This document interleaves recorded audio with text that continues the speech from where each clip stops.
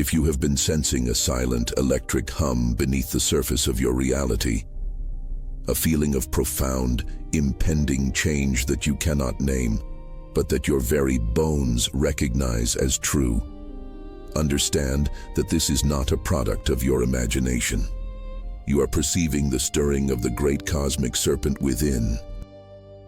This primordial energy, known to the ancient Vedic sages as Kundalini, is the coiled potential of your own divine consciousness, the sleeping goddess resting at the base of your spine.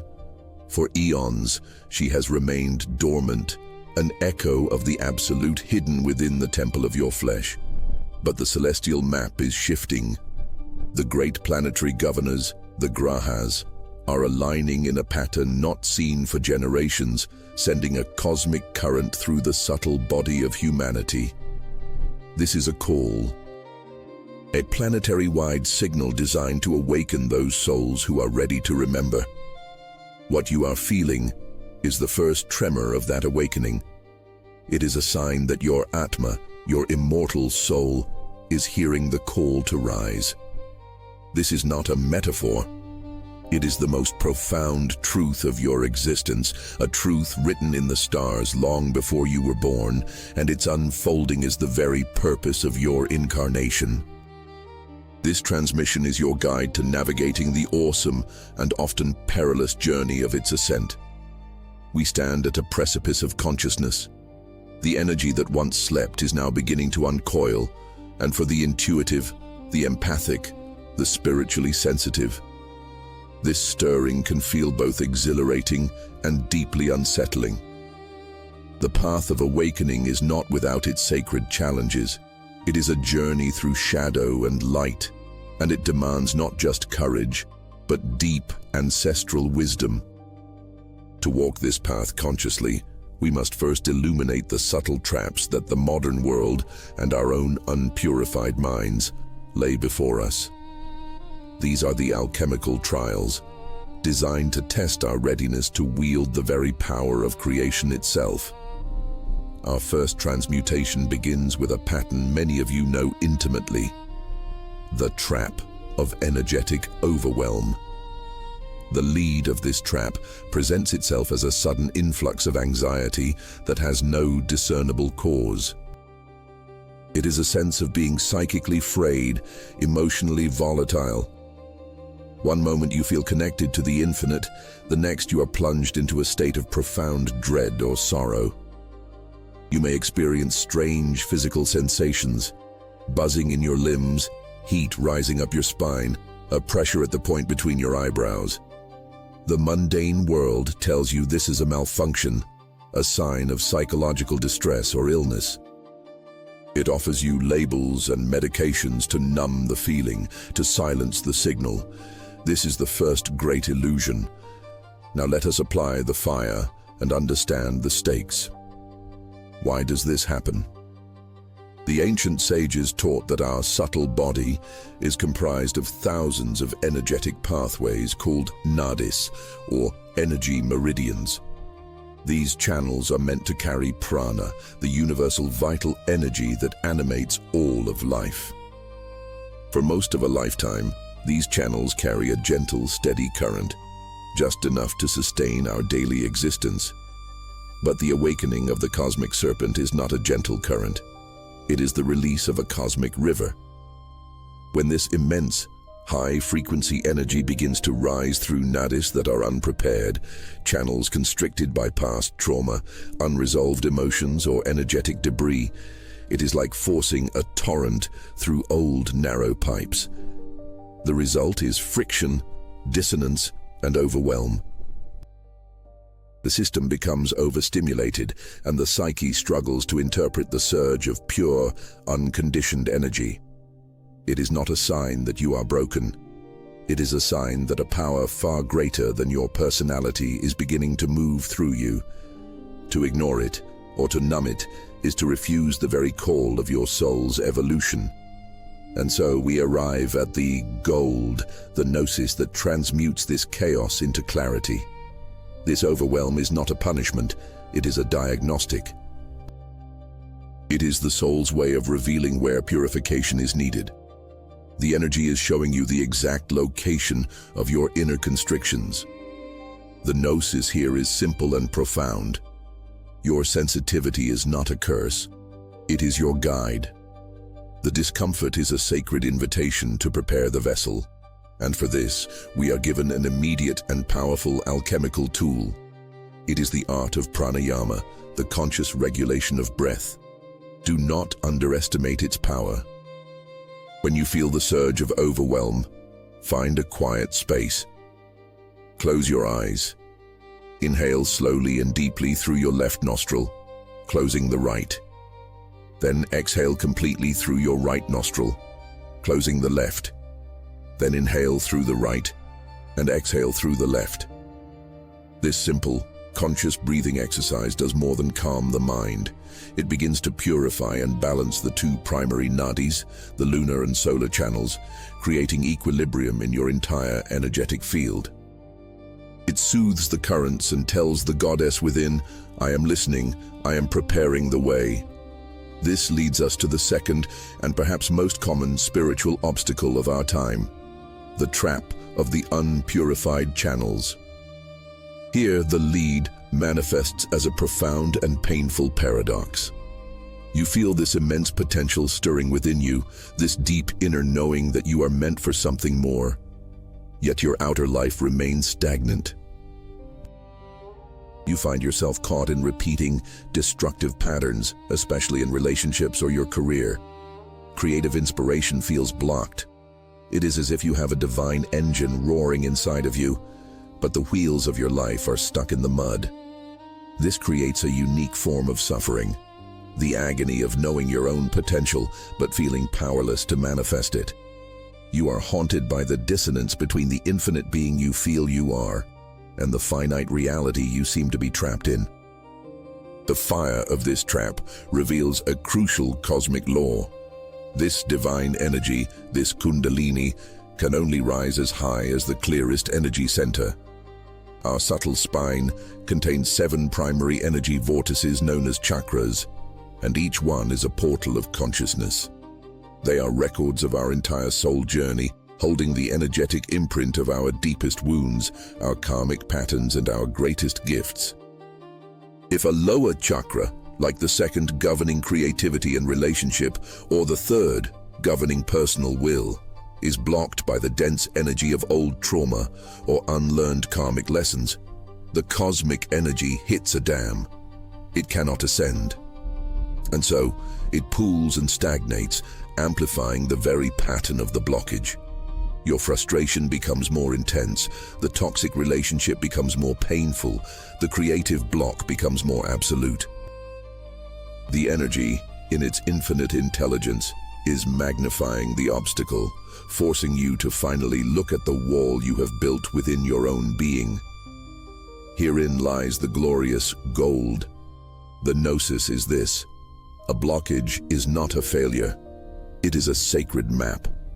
The Vedas teach that a blocked chakra is the soul pointing with perfect precision to the exact piece of your karma, the sum of your past actions and their consequences, that is now ripe for transmutation. The discomfort is a form of grace.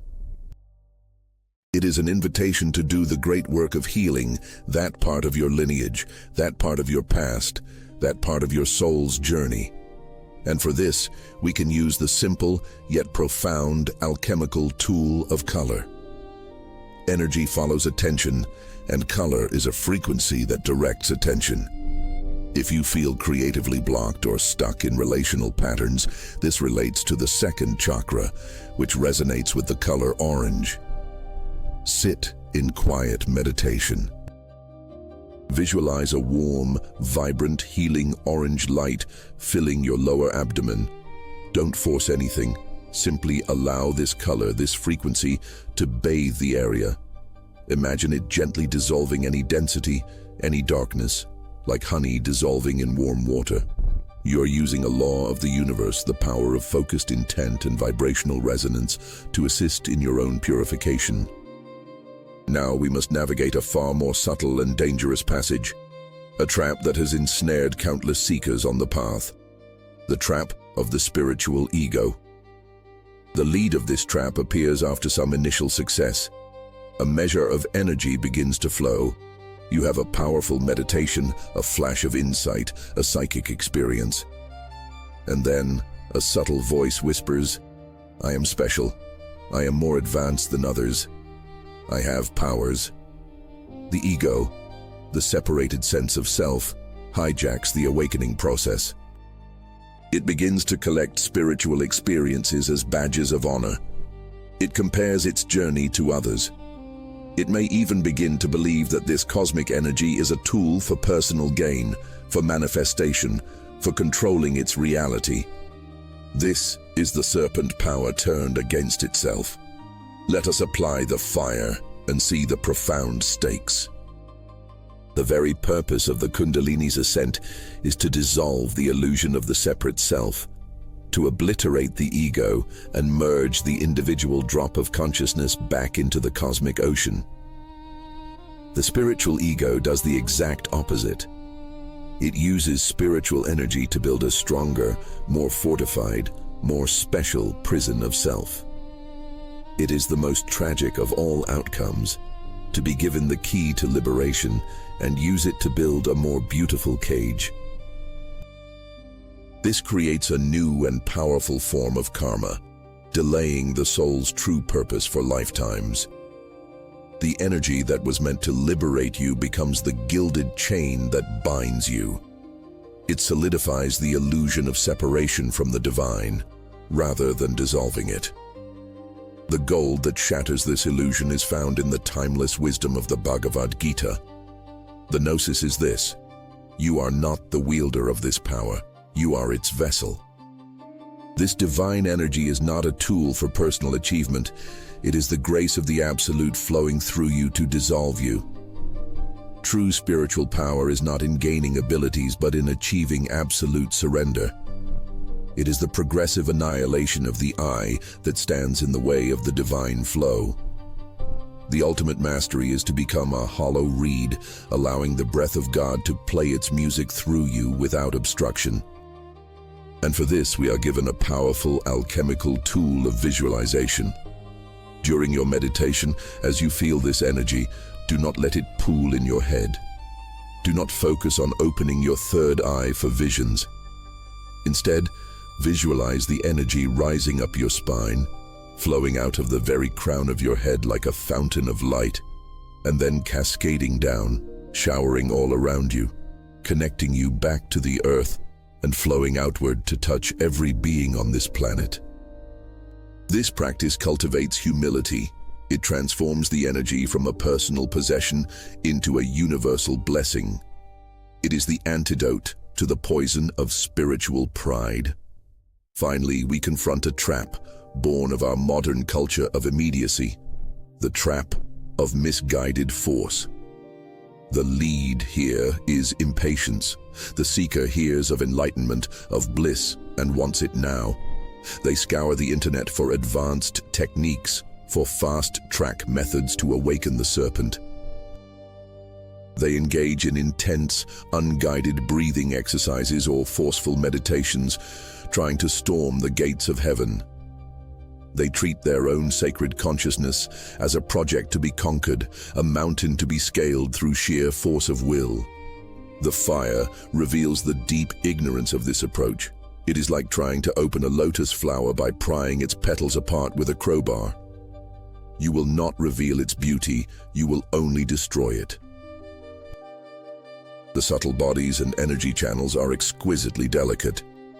To blast them with raw, unmitigated force without proper purification and preparation can cause severe and lasting damage.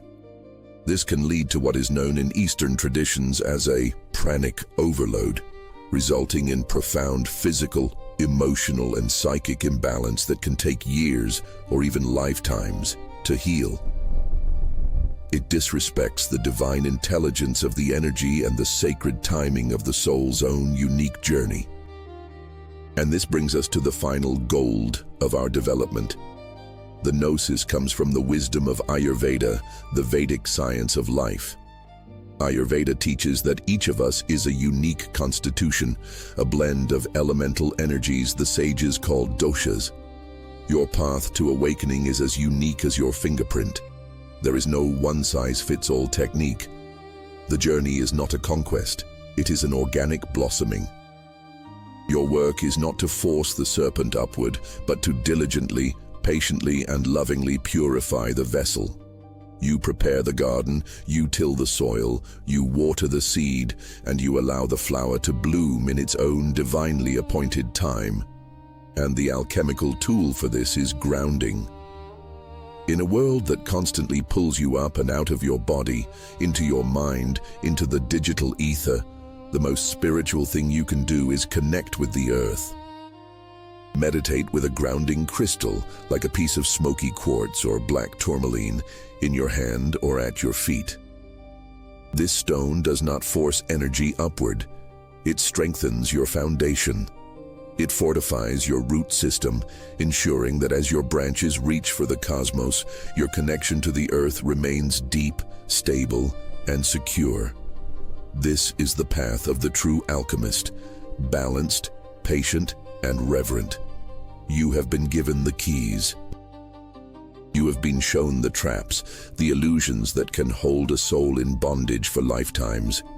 You have learned to purify the channels, to surrender the ego, to honor the sacred pace of your own becoming. And now, you stand at the threshold of the great work. The real purpose of the serpent's journey is not the journey itself, but the destination. It is the dissolution of all that you believe yourself to be, and the remembrance of what you have always been. Imagine now with me. You have tended to your garden. The Nadis are clear and bright. The Chakras spin in harmonious, jeweled light. The sacred energy, the divine Mother Kundalini, ascends now without obstruction. She rises from the base of the spine, a river of liquid gold and light. She moves through the first portal, the root, dissolving all fear, grounding you in a profound sense of safety and belonging to the earth. She ascends to the second, the sacral space, transmuting all guilt and shame into the pure, fluid joy of creation. She rises to the third, the solar plexus, the seat of the ego, and here she does not destroy the I with violence, but melts it with a love so absolute that the I willingly dissolves into its embrace, transmuting all ambition into selfless service. The river of light continues its ascent. It enters the heart, the bridge between worlds. Here, it transmutes the lead of personal grief into the gold of universal compassion. The heart explodes open, not with emotion, but with a boundless, unconditional love for all of existence, for every being, every stone, every star. You are no longer a person who loves, you are love itself. The ascent continues. The energy purifies the throat, transmuting all unspoken truths and unheard words into the clear, resonant expression of divine will. You speak, and the universe listens. You listen, and you hear the voice of the universe. It rises to the third eye, the seat of intuition, transmuting the illusion of separation into the gnosis of unity. The veil is parted. You see beyond form, beyond time, and you perceive the intricate geometric lattice of light that connects all things. You see that nothing was ever separate. It was all one self, dreaming a million dreams. And then, the final gateway. The energy reaches the crown, at the very top of the head. The sacred texts refer to this as the Sahasrara, the 1,000-petaled lotus. As the serpent's fire touches this final portal, the lotus blossoms. And in this blossoming, the final alchemy occurs. The Atma, the individual soul, the spark of God that you have always carried within you, finally merges with its source. It unites with Brahman, the absolute, the boundless, formless, infinite consciousness from which all universes are born. In this moment, there is no you. There is no serpent. There is no journey. All that remains is. a state of being so complete, so peaceful, so ecstatically whole that the sages could only give it one name: Ananda.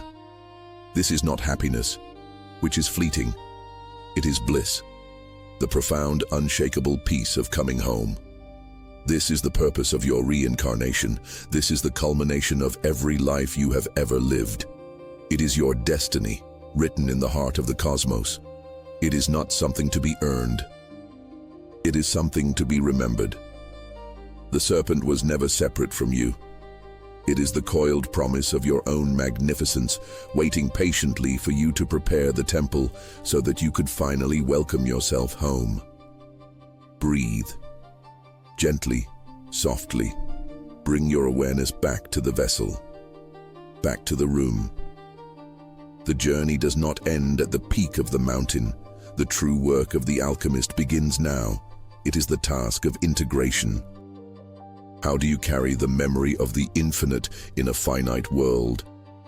You do not need grand gestures. You need only the simplest of tools: the breath. That simple, conscious breath we practiced. Let it be your anchor. When the world feels harsh, when the mind becomes loud, when you forget the truth of who you are, return to the breath. Each inhale is a reminder of the energy that flows within you. Each exhale is a surrender to the cosmic intelligence that guides you. You are the guardian of this sacred fire. Tend to it with reverence, with patience, and with a profound and gentle love. You are not just a seeker. You are the alchemist of your own soul, and the great work has just begun.